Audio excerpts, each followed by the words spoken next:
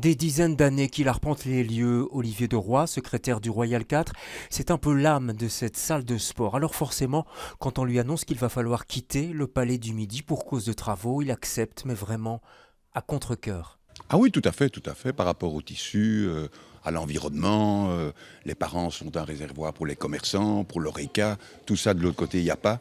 Les environs des arts et métiers sont totalement différents. Les arts et métiers, ou plutôt le site du stade Van der Putten qui jouxte l'école. Voilà la solution miracle trouvée par la ville qui veut créer ici une copie quasi conforme temporaire de la salle du Palais du Midi qui accueille en ce moment plusieurs clubs de sport. Si le Palais du Midi devait être abattu, eh bien, ils trouveront une alternative immédiate que nous mettons en œuvre dès maintenant pour faire en sorte que dès septembre 2025, les clubs aient une infrastructure sportive en centre-ville, à 2 pas du Palais du Midi, puisque nous sommes à 12 minutes à pied.